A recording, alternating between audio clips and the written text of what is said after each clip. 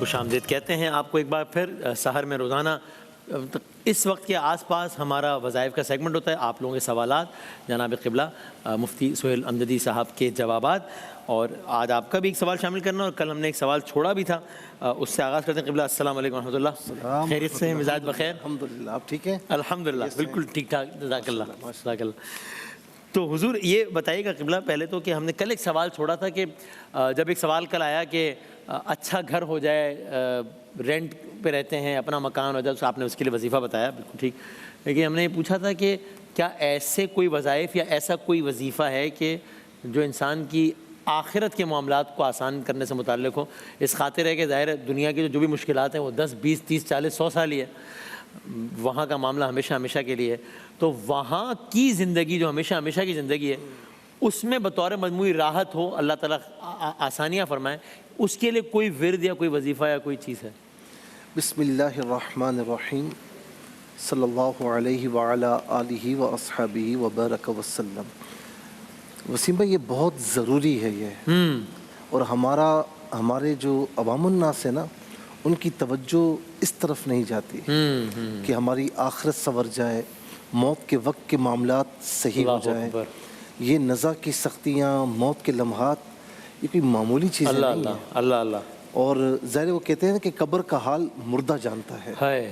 تو اللہ رب العالمین ہم سب کے لیے موت کے لمحات آسان فرمائے اور آخرت کی منزلیں آسان فرمائے. سب سے پہلی چیز پتہ ہے کیا ہے؟ کہ اپنے آپ کو اس کام کے لیے تیار کرنا کہ مجھے اپنے ایک ایک چیز کا، ایک ایک عمل کا اس کی بارگاہ میں جواب دینا ہے. اپنے اندر یہ فیلنگز بیدار کرے، اگر نہیں ہے تو بیدار کرے. کیونکہ کسی ادارے میں آپ کام کرتے ہیں نا، اور باس ہے، سر پر ہے، آپ کو پتہ ہے مہینے بعد 2 مہینے بعد میری اکاؤنٹیبلٹی ہونی ہے. جی تو بندہ اس کے ڈر سے کام کرنے پر مجبور ہوتا ہے. کیا جواب دینا ہے بھائی؟ جی جواب دینا ہے. تو 2 جہاں کا خالق و مالک، احکم الحاکمین، جس سے کوئی پوچھنے والا نہیں ہے، وہ ہمیں دیکھ رہا ہے، اور ہمیں اس کی بارگاہ میں ایک ایک عمل کا فَمَن يَعْمَلْ مِثْقَالَ ذَرَّةٍ خَيْرًا يَرَهُ وَمَن يَعْمَلْ مِثْقَالَ ذَرَّةٍ شَرًّا يَرَهُ. ایک ذرہ برابر بھی چھوڑا نہیں جائے گا. اور کچھ ہوگا نا تو ہمارے یہ اعضاء، سورہ یاسین میں بیان ہے، ہمارے یہ اعضاء گواہی دیں گے، زمین کا ٹکڑا گواہی دے گا. اللہ اللہ. تو اپنے آپ کو اس کام کے لیے تیار کریں.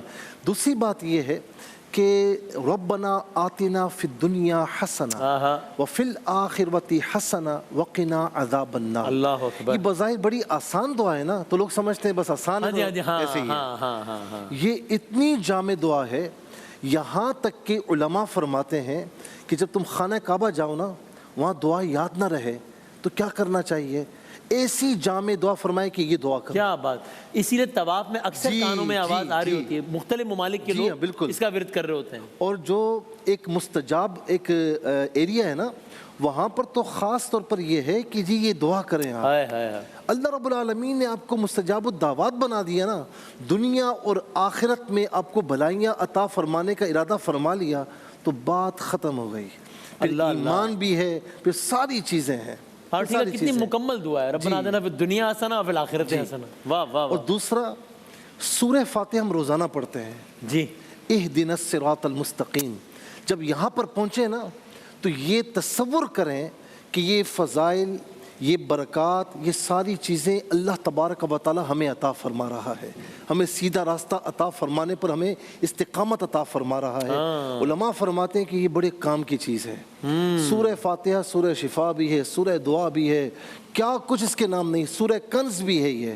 تو یہ جب پڑھیں تو اہدنا الصراط المستقیم پر ذرا سا تصور جمائیں، کنسنٹریشن کریں کہ مجھے اللہ رب العالمین نے سیدھا راستہ عطا فرمایا اور مجھے اس پر استقامت عطا فرما رہا ہے. یہ بھی شاید وہی معاملہ ہے کہ اتنی تکرار ہے تو اس کی اہمیت ٹھیک ہے. تو سورہ فاتحہ بس ٹھیک ہے، آیت الکرسی ٹھیک ہے. یعنی کوئی کچھ اگر کہتا بھی ہے کہ اس مرض سے علاج کے لیے یہ پڑھو سورہ فاتحہ، تو ہم کہتے ہیں کہ اچھا وہ تو ٹھیک ہے، اور کیا کریں؟ کوئی اہم وظیفہ بتائیں نا، اسپیشل وظیفہ بتائیں.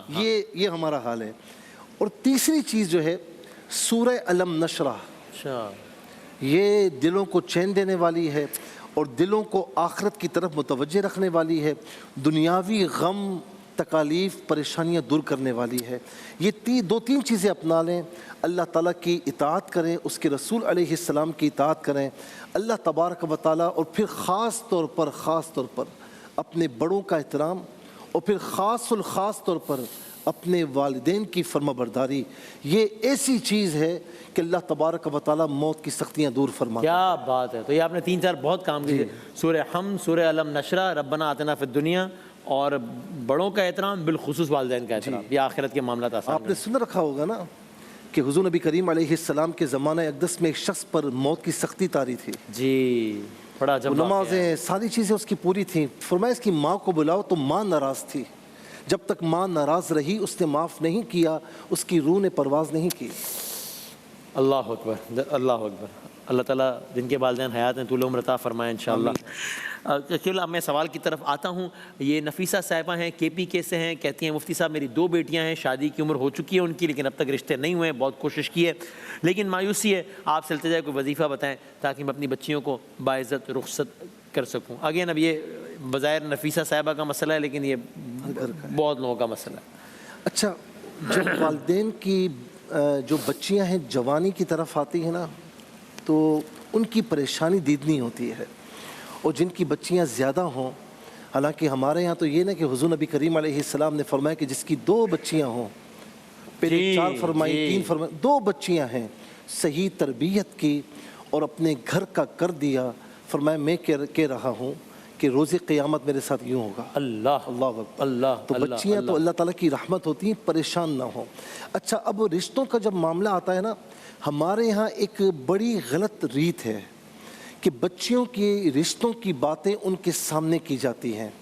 اب کوئی رشتہ آیا، کسی وجہ سے اس نے رشتے کو ریجیکٹ کیا گیا، تو ماں باپ اپنی بچیوں کے سامنے وہ سارے اسباب، وہ سارے عوامل بیان کر رہے ہوتے ہیں۔ مجھے اس طرح کئی میسیجز روتے ہوئے آئے کہ کبھی اس پر آپ بولیں، دل شکستہ ہوتے ہیں نا۔ تو خدا کے واسطے والدین سے میں کہوں گا کہ ایسا بالکل بھی نہ کریں۔ یہ بڑوں کی باتیں ہوتی ہیں، بڑوں تک محدود رہنی چاہیے۔ اور میں لڑکے والوں سے بھی کہتا ہوں جو اپنے بچوں کے لیے اپنے لڑکے کو شہزادہ سمجھتے ہیں اور کہتے ہیں کہ اس کے لیے ایسا رشتہ ہو کہ کوئی عیب نہ ہو، اور کوئی عیب نظر آئے تو وہیں پر ریجیکٹ کر کے آ جاتے ہیں اور بتا کر آ جاتے ہیں۔ خدا کے واسطے کبھی ایسا معاملہ ہو بھی آپ کو نہیں کرنا، آپ کو بتانے کی ضرورت نہیں کہ یہ وجہ ہے ہم نہیں کر رہے ہیں۔ خدا کے واسطے اپنی بچیوں کو سامنے رکھیں اور اس طرح آپ کریں۔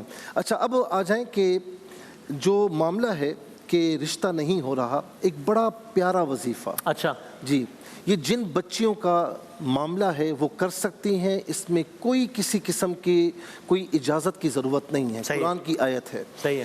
یہ جو آیت کریمہ ہے سورہ فرقان کی آیت نمبر 54 ہے۔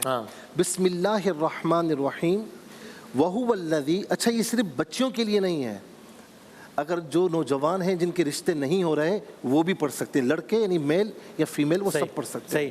نمبر 1، نمازوں کی پابندی کیجیے۔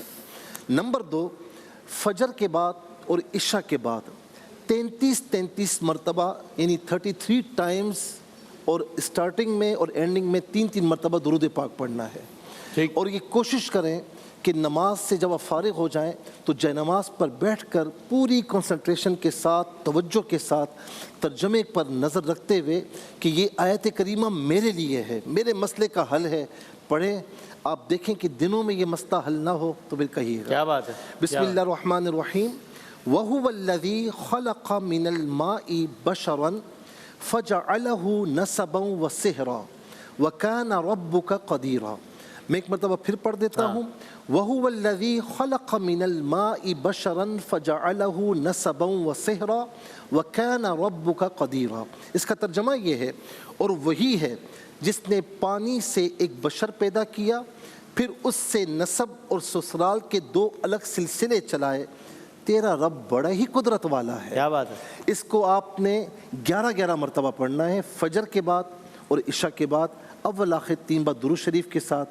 اور عشاء کے بعد جب پڑھے نا تو اس کے بعد اگر دعا بھی کر لیں تو کیا ہی بات ہے۔ کیا کہنا۔ اور دوسرا، اللہ تعالیٰ کا پیارا نام لطیف، لطف و عنایت فرمانے والا، لطف و کرم فرمانے والا، تو یا لطیف یا اللہ، لطیف یہ صفاتی نام ہے، اور اللہ ہم اس لیے لگاتے ہیں کہ یہ اس میں جلالت ہے اور اس کے سوا کسی پر یہ محمول کیا ہی نہیں جا سکتا، اور صوفیاء نے اس کو اس میں اعظم قرار دیا ہے۔ اللہ ٹھیک ہے نا، اس لیے ہم یہ لگاتے ہیں یا لطیف یا اللہ۔